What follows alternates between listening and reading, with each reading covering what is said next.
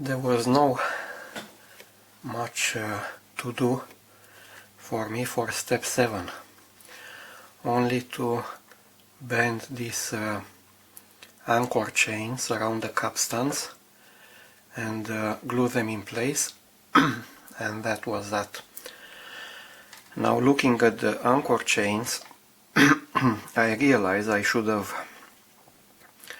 followed that picture that I found on internet, where one of the anchor chains comes from this side, goes forward and gets back inside.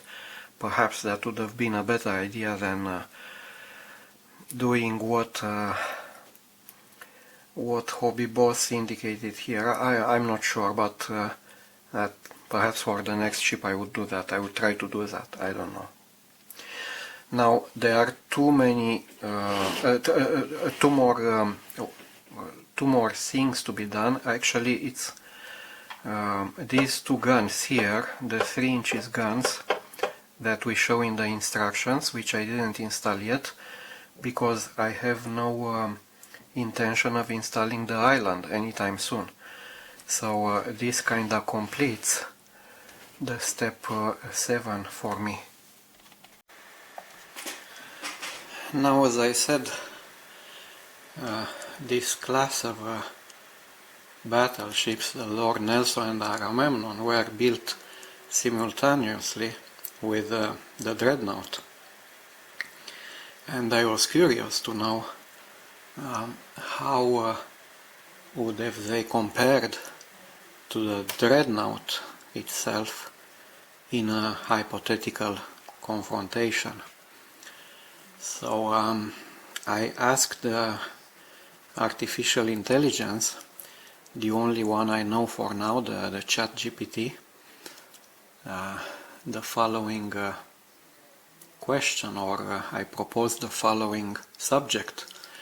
Make a scenario where the battleship HMS Dreadnought confronts the battleship HMS Lord Nelson. Time of day is noon, clear weather, perfect visibility. Both ships are operating in perfect condition and maintenance.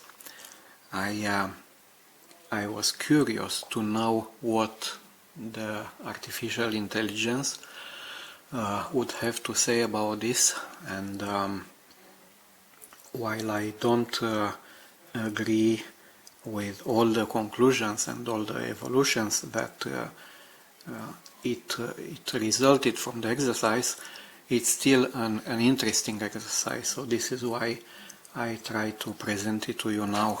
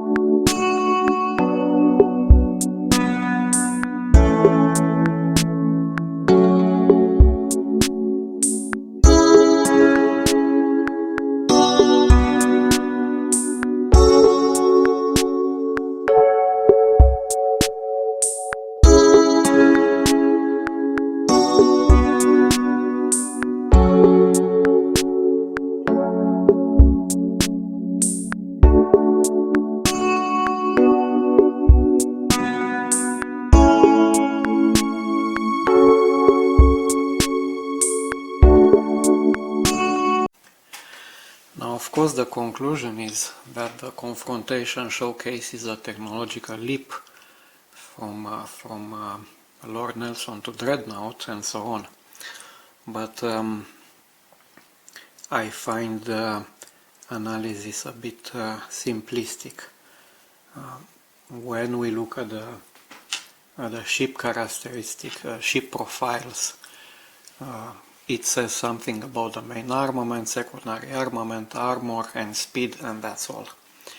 A naval battle, especially in those times, would have been decided by these, but also by other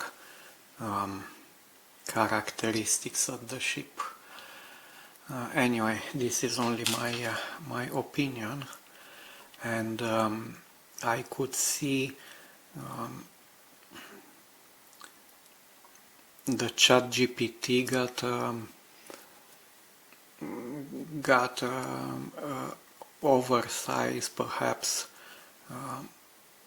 attention on the centralized fire control system of the Dreadnought, which the Dreadnought didn't have in the beginning. Well, I think even in 1914, as late as 1914, only a handful of British battleships had centralized fire control. So I've repeated the exercise, giving the same ideas to ChatGPT, but adding that neither ship has centralized fire control systems. And this is what we obtain.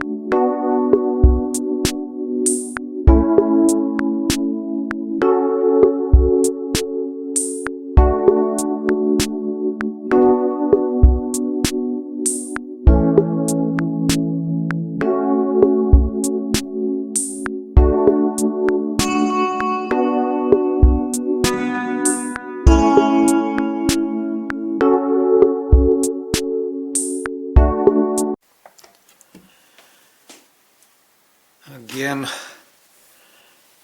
Dreadnought seems to win the day, and again the analysis seems a bit simplistic, especially in the presence of those 9.2 inches guns from Lord Nelson.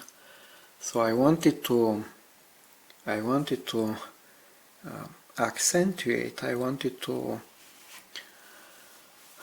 make a case about those guns, and I've changed the scenario, and I said make a scenario where the Dreadnought confronts both Lord Nelson and Agamemnon in the same conditions, and this is what we obtain.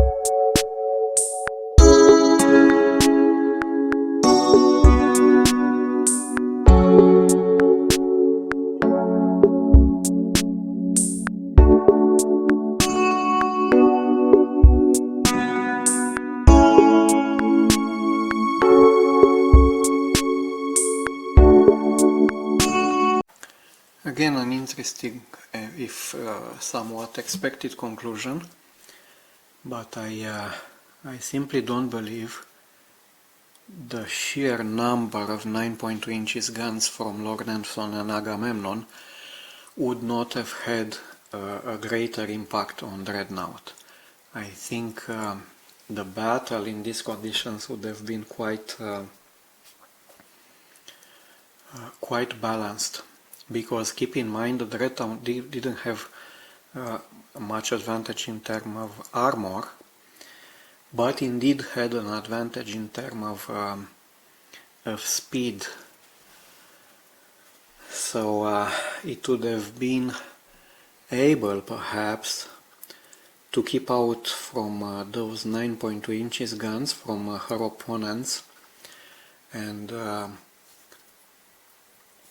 fire at them from beyond 10 kilometers, say, in perfect weather, and try to take them out by only using her 12 inches guns.